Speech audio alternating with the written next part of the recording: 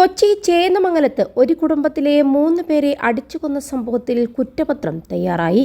പ്രതി ഋതു ജയന് മാനസിക പ്രശ്നങ്ങളൊന്നുമില്ലെന്നും വിനിഷയുടെ കുടുംബത്തോടുള്ള പകയാണ് കൊലയ്ക്ക് കാരണമെന്നാണ് കുറ്റപത്രത്തിൽ പറയുന്നത്. കൊലയ്ക്ക് ശേഷം പക തീർത്തുവെന്ന് പ്രതി പറഞ്ഞതായി സാക്ഷിമൊഴിയുണ്ട്. ഋതു ലഹരിക്കടിമയാണെങ്കിലും കൊലയിലേക്ക് നയിച്ചത് ലഹരിയല്ലെന്നാണ് കണ്ടെത്തൽ. 100-ലധികം സാക്ഷികളും 50ഓളം അനുബന്ധ തെളിവുകളും ഉൾപ്പെടുത്തിയാണ് 1 മാസം കൊണ്ട് കുറ്റപത്രം തയ്യാറാക്കിയത്. ജനുവരി 15-നാണ് എറണാകുളം ചേന്നമംഗലത്ത് ഒരു കുടുംബത്തിലെ 3 പേർ അയൽവാസി ഋതു ജയന്റെ അടിയേറ്റ് മരിക്കുന്നത്. കാട്ടിപ്പറമ്പിൽ വേണു, ഭാര്യ ഉഷ, മകൾ വിനിഷ എന്നിവരാണ് മരിച്ചത്.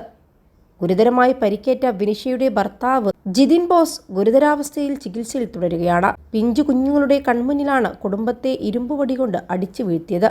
ചികിത്സയിലുള്ള ജിതിനെയും കൊലപ്പെട്ട വിനിഷയെയും ലക്ഷ്യം വെച്ചാണ് പ്രതി വീട്ടിലെത്തിയത്.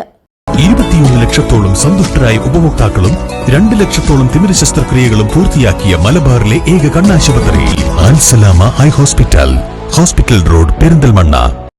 ജിതിൻ മരിക്കാത്തതിൽ പ്രയാസമുണ്ടെന്ന് പ്രതി തെളിവെടുപ്പ് സമയത്ത് പറഞ്ഞിരുന്നു. സ്ഥിരം ക്രിമിനലും 5 കേസുകളിൽ പ്രതിയുമാണ് ഋതു ജയൻ.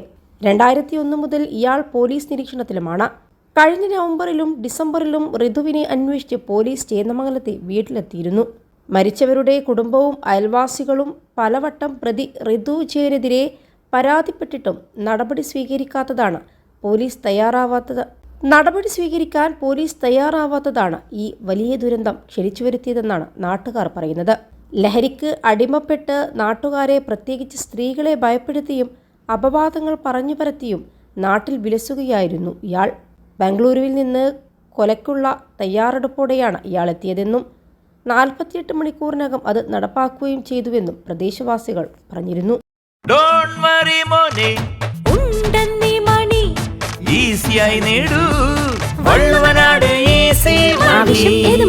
പണം ഞങ്ങൾ തരും.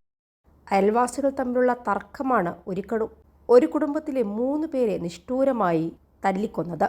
പ്രതിയായ 28-കാരൻ ഋതു ജയനെയാണ് പോലീസ് കസ്റ്റഡിയിലെടുത്തിട്ടുള്ളത്.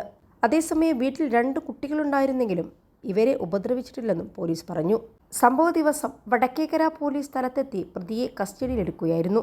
വ്യക്തിവിരോധമാണ് ആക്രമണത്തിന് പിന്നിലെന്നാണ് പ്രാഥമിക നിഗമനമുണ്ടായിരുന്നത്. ഇയാൾ നോർത്ത് പറവൂർ പോലീസിന്റെ റൌഡി ലിസ്റ്റിൽ ഉൾപ്പെട്ടിരുന്ന ആളാണെന്നാണ് മുനമ്പം ഡിവൈഎസ്പി എസ് ജയകൃഷ്ണൻ പറഞ്ഞത്.